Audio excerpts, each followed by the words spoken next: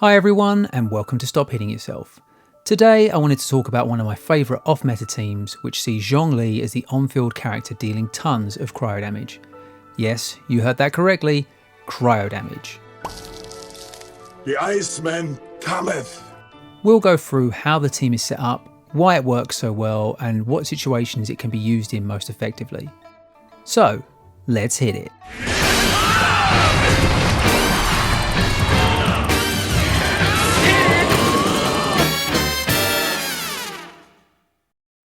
It's fairly common knowledge that the Geo Archon is a really strong support character in Genshin Impact.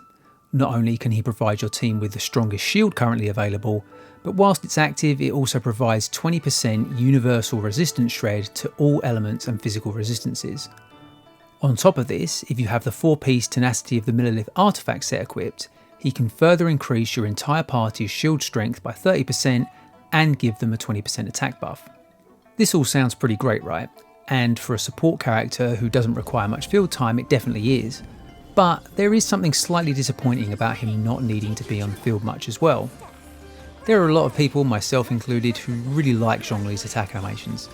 In fact, you could say doing a 4-hit cryo spear kick is cool. So when playing him in a way that most would consider to be optimal, it's a shame that you'll basically never get to see this. However, one of the best things about Genshin Impact is you don't have to play optimally all of or any of the time if you don't want to. With enough investment into talents, weapons, artifacts and the right supports, almost any character can become your main on-field DPS. You can see in this example Zhongli is hitting up to 35k crits on his auto attacks. This may not seem like a lot, but his combo is hitting the enemy 9 times roughly every 3 seconds, so this quickly adds up. With crit damage food and a cryo potion, you can push this even further and get close to a 42k crit on the final hit of his combo. So how does it work? Well, the core of the team is Zhongli, Chongyun and Shenhe, with a flex spot available for another support. As mentioned, Zhongli is the on-field character using normal attacks, so I have the 4-piece Gladiator's artifact set equipped for plus 18% attack and a 35% normal attack damage bonus. His HP is still decent on this build at 30k, so his shield remains pretty durable.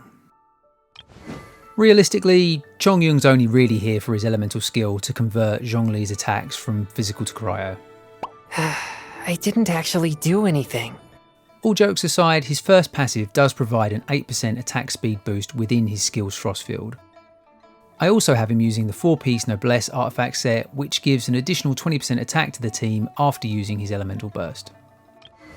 Shenhe's whole kit is providing massive buffs to cryo damage, and she is honestly where most of the DPS comes from.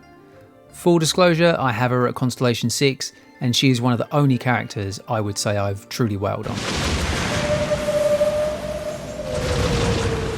So let's break this down. Her elemental burst decreases cryo resistance by 15%, gives a 15% cryo damage bonus, and 15% extra cryo crit damage thanks to her Constellation 2. Then, using the hold version of her elemental skill, increases Zhongli's normal attack damage by 15% and gives a flat damage bonus in the form of 7 icy quill stacks to each hit.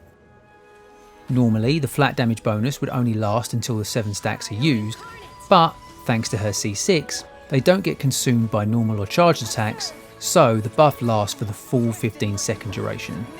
That leads us nicely onto why this works so well.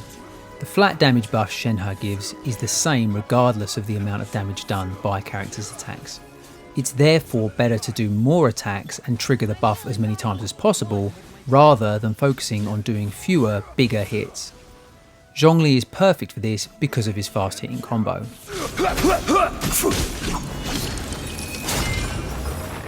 For the flex spot, I tend to switch between Yun Jin and Mona.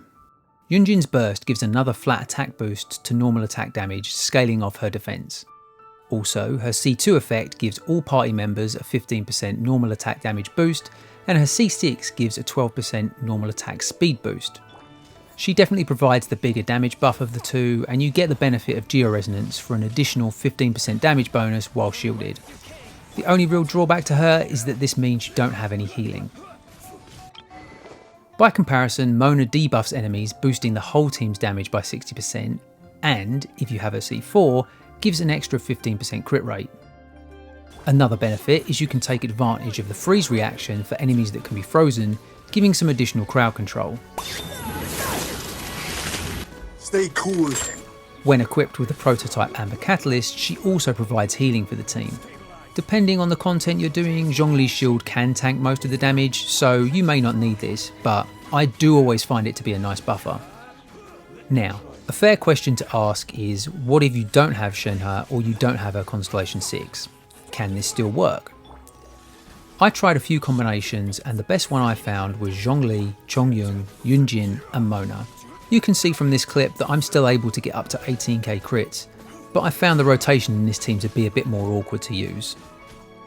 Unless you want Zhongli to do cryo damage in particular, it probably makes more sense to focus on a physical DPS build, which has a lot more options available. This team comp, made up of the 4-star supports Fischl, Rosaria and Yun Jin, can reach up to 22k crits with the same 4-piece Gladiator artifact set. I just switched the cryo damage goblet for a physical one. Cryo incarnate! My will and body.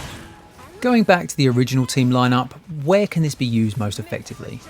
Generally, it works really well against a single or small number of enemies with high HP pools. In the overworld, this tends to be world bosses, but depending on the lineup, it can also be very effective in the Spiral Abyss as well. Getting 9 stars on the later floors with off-meta teams is nothing new, but I do genuinely pick this team over others on some occasions. Back in 2.4, when a lot of the floor 12 chambers featured world bosses, having this team on one side got me much faster and cleaner runs. Because of the amount of cryo application, it's also really effective against the Hydroelectors. Is it cold in here, or is it just me? Good memory.